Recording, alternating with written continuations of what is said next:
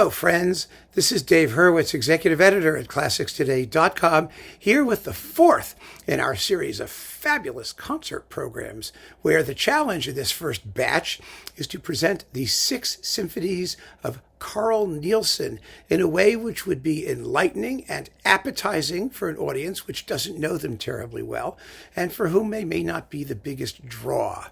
And, it's such a shame that they're not the biggest draw because they deserve to be. But, I'm just going with the way the world is, not with the way I wish it would have been. And for this program, we're dealing with Symphony number 4, the Inextinguishable. Now, in the first 3 programs that we've done, we've put the Nielsen Symphony on the first half so that the second half would be like, a major draw for the audience, and they would have to sit through the first half. But the Fourth Symphony doesn't allow that. I mean, we know that. It's such a huge, grand piece with that unbelievable finale with the dueling timpani, and it's exciting as hell. And really, it's actually not that long, but it has bigness of vision, bigness of expressive range. It deserves the second half to itself, which means the first half has to be something fairly special and rather interesting in order to get the audience there and also to keep them there. And that's the question. And so for this program, I have 3 works. First, Lyadov, Fragment from the Apocalypse. I mean, when was the last time you heard that in a program? Oh, but it's so much fun, and the title is juicy beyond belief, isn't it?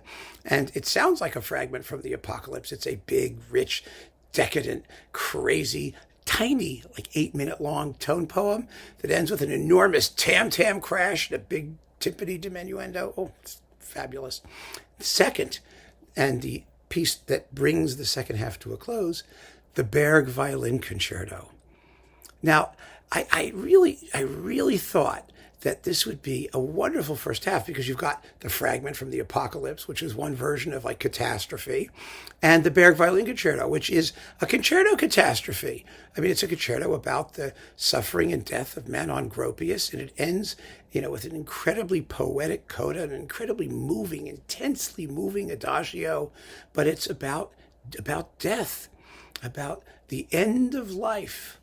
But then, after intermission, we begin the process of regeneration, because Nielsen's expression in the Inextinguishable was music like life is inextinguishable.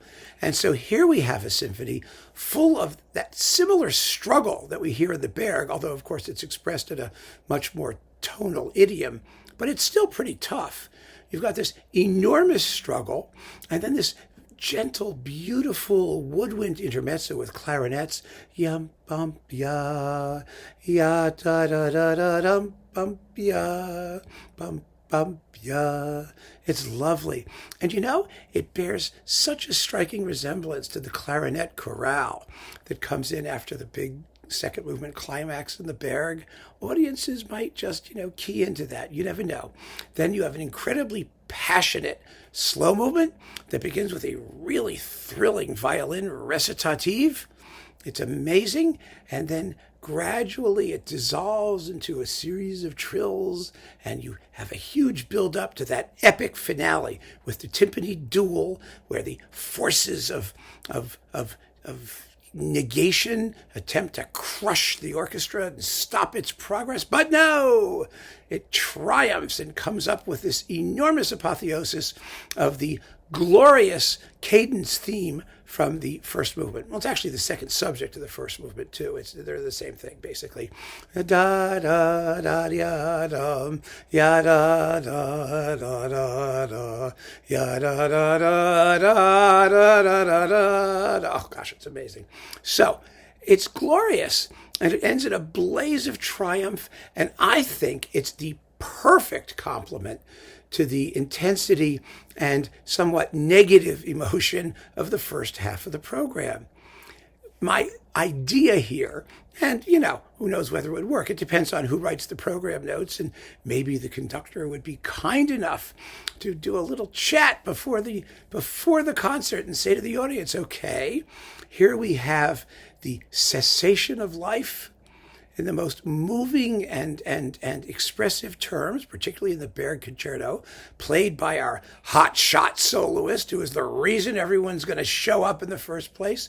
But folks, stick around, because life is inextinguishable. At the end of the day, it's all coming back. And the person who's going to revive your flagging emotions after that expressionistic and scarifying first half is Carl Nielsen, and you're going to go away feeling just fabulous. I guarantee it. It's a wonderful contrast, and I think the series, the sequence of emotions that this program actually expresses is just from the lowest depths to the highest heights, and it's just going to be a terrific thing to do.